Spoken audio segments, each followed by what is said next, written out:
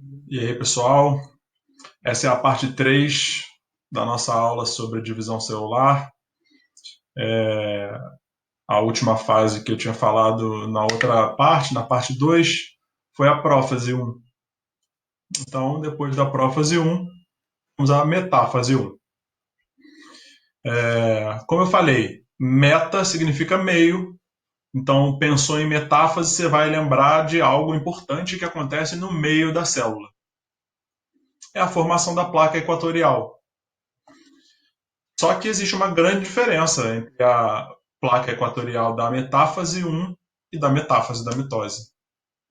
Porque os cromossomos ainda estão pareados. Lá na prófase 1, ocorreu o pareamento de cromossomos homólogos. Eles continuam em pares. Então, quando eles se deslocam em direção ao equador da célula, a placa equatorial fica uma altura dupla, porque tem dois cromossomos.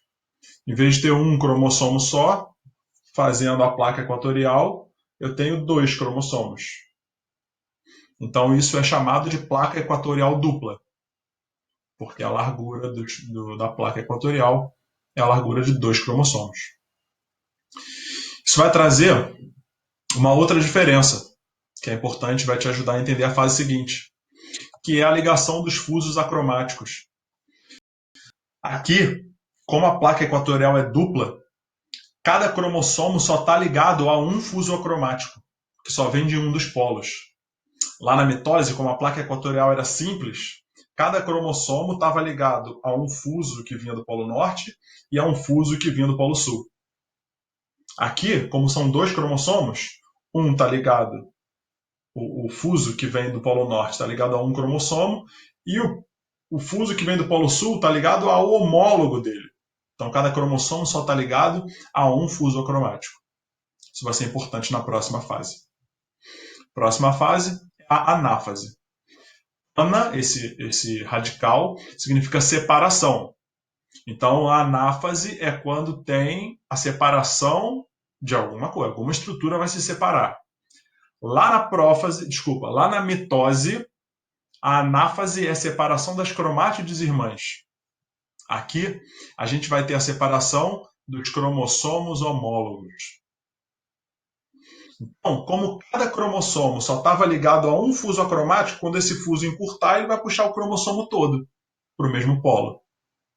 E aí o homólogo a ele vai para o polo oposto. Repara que como houve o crossing over lá na prófase 1, o cromossomo laranja que está subindo sobe com um pedaço azul. E o cromossomo azul que está descendo desce com um pedaço laranja. Porque houve o crossing. A mesma coisa vai acontecer entre os cromossomos amarelo e vermelho. O amarelo sobe com um pedaço do vermelho e o vermelho desce com um pedaço do amarelo. É o crossing over. Foi o crossing over que gerou esse pedaço de cor diferente. Depois da anáfase, temos a telófase. Depois da anáfase 1, temos a telófase 1. É importante, a gente está falando da meiose 1.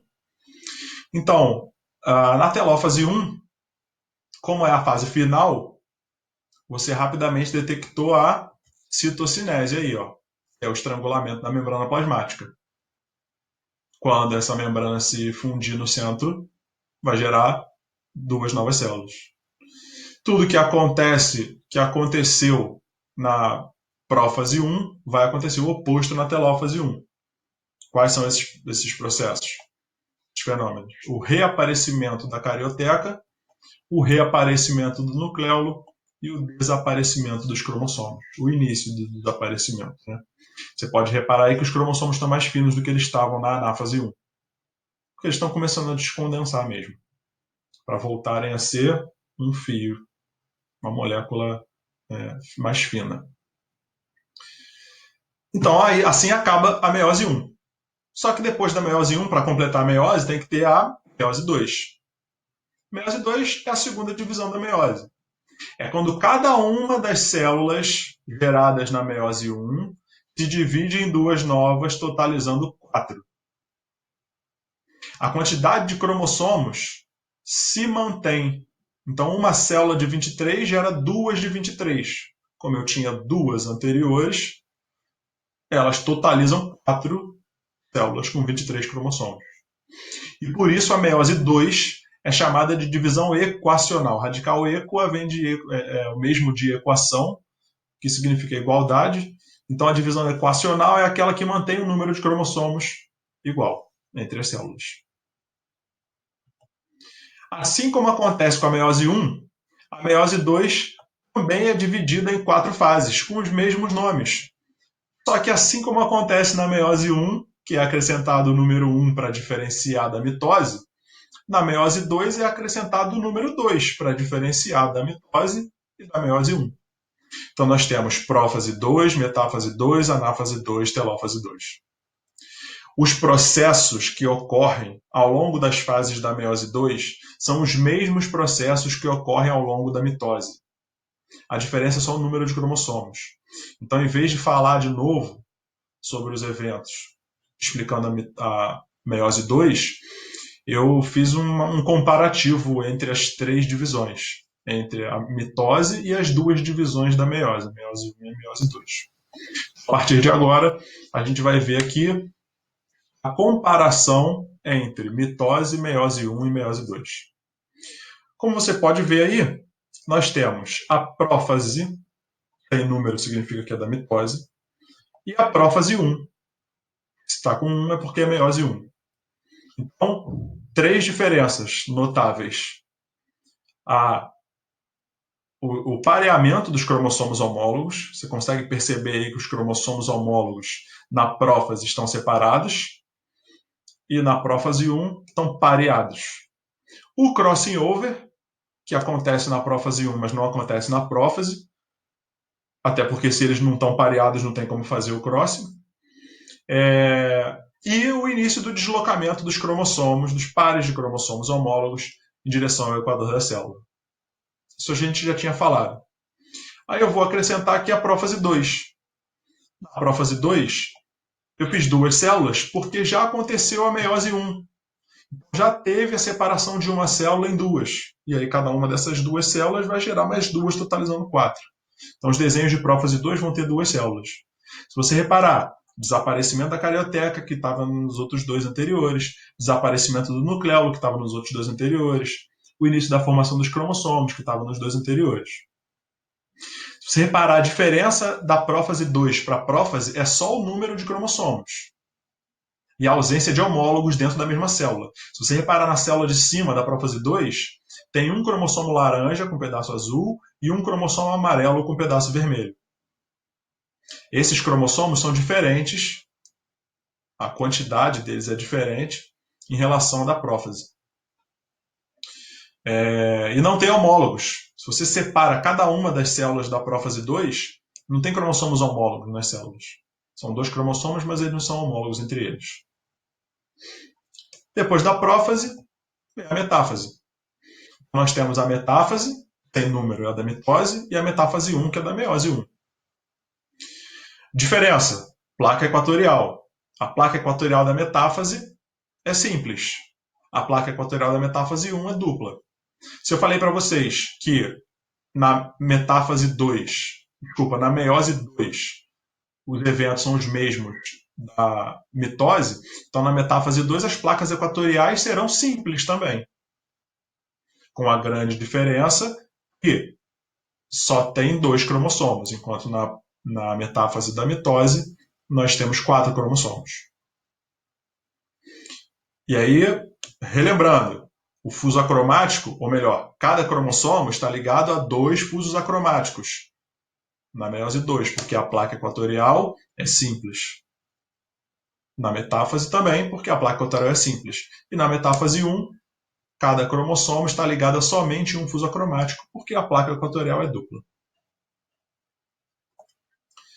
Na anáfase, separação.